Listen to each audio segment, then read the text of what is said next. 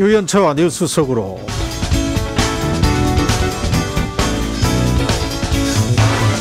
결혼 파탄에 책임 있는 배우자가 이혼 청구를 할 수 있을까요?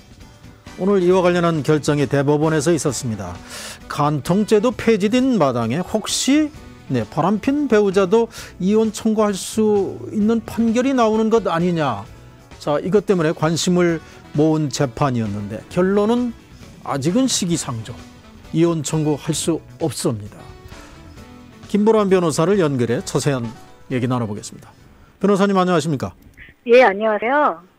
김보람 변호사입니다. 네네. 이혼 소송이 대법원까지 올라가는 경우는 흔치 않은데, 자, 그래서 네네. 오늘 이 재판에 관심이 모아졌고요. 어떻게 해서 이 건이 대법원까지 올라가게 된 겁니까? 예, 이 사건은 그 A씨라는 분이 1976년에 결혼을 했는데 그 98년경에 다른 여성과 사이에 혼외자를 낳았고 2000년에는 가출을 한 상태에서 혼외자를 낳은 여성과 계속해서 동거를 해오다가 부인을 상대로 2011년에 이혼 소송을 냈고 부인은 이혼을 원하지 않았기 때문에 3심까지 가게 된 사건입니다. 네. 사실상 결혼이 이 파탄 상황이라고도 우리가 언뜻 이해가 되는데, 그래서 이번 사건 바람 피운 배우자가 아무런 잘못이 없는 상대방에게 이혼을 요구할 수 있느냐.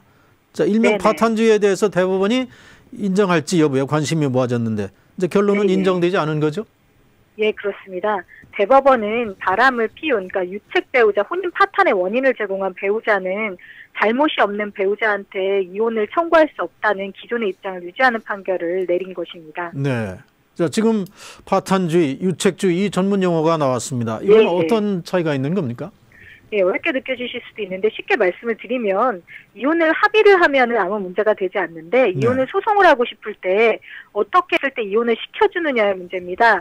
그 파탄 유책주의라는 거는 잘못을 한 사람은 잘못을 하지 않은 사람을 상대로 이혼 청구를 못한다라고 보는 것이 유책주의입니다.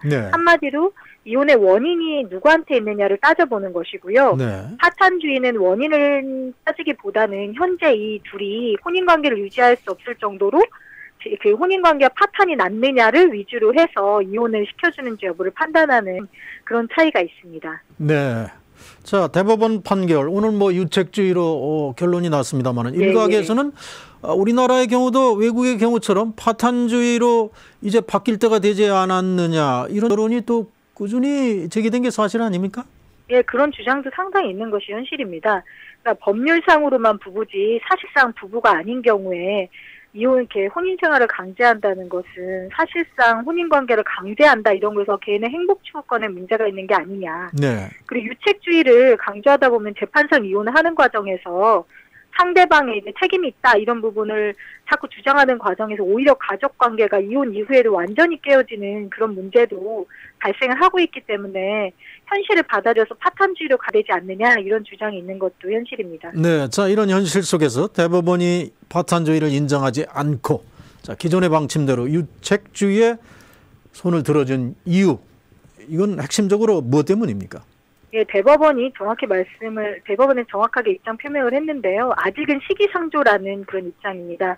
일단 간통죄가 폐지된 상황에서 그 상대 배우자를 보호하는 실질적인 제도적 보완이 전혀 이루어져 있지 않은 상태입니다. 그래서 이대로 계속 가게 될 경우에는 파탄주의하고 간통죄 폐지가 이런 상황에서는 잘못될 경우에는 축출 이혼까지도 가능할 수가 있게 되거든요. 잘못이 없는 배우자가 이혼을 당하게 되는 수가 있기 때문에 대법원에서는 이런 현실도 좀 고려한 것이 아닌가 싶습니다. 아, 그러니까 간통죄가 폐지된 마당에 파탄주의까지 간다면 이 보호 장치가 더욱더 취약해진다 이런 얘기네요. 예, 현실적으로 그런 부분이 있습니다. 네.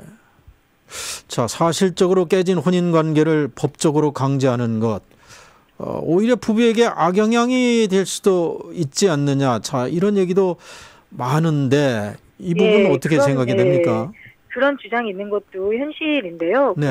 지금 현실적으로 앞서 제가 말씀드린 부분처럼 잘못이 없는 배우자에 대해서 파탄주의를 엄격하게 적용을 할 때, 전면적으로 적용을 할 때 그 잘못이 없는 배우자가 아무런 보완 장치 없는 곳에서 당장 생계에 곤란을 겪게 되는 경우들도 많이 있습니다. 그래서 네. 이 부분을 악용하는 경우들도 있을 수 있고요. 그래서 지금 현재로서는 제도적 보완이 이루어지기 전에 파탄주의를 전면적으로 적용하는 데는 무리가 좀 있지 않나 싶습니다.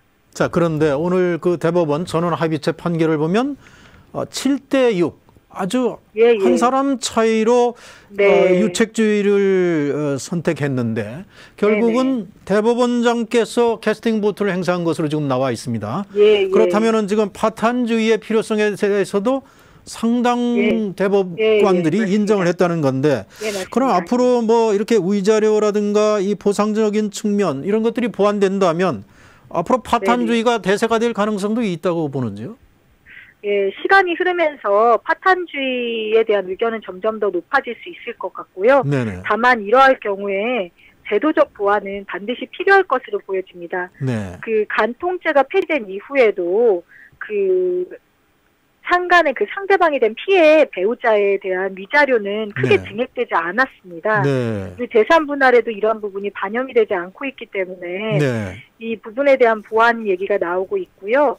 그래서 파탄주의로 가기 위해서는 위자료를 그 피해 배우자에 대한 위자료를 현실적으로 증액을 하고 재산 분할에도 이런 부분을 반영을 좀 해주고 그리고 경우에 따라서는 지금 미국이나 유럽권처럼 징벌적 손해배상처럼 이렇게 좀 실질적으로 그 피해 배우자에 대해서 구제를 해주는 그런 제도적 보완이 함께 이루어지어야 파탄주의로 가는데 무리가 좀 적을 것 같습니다. 네.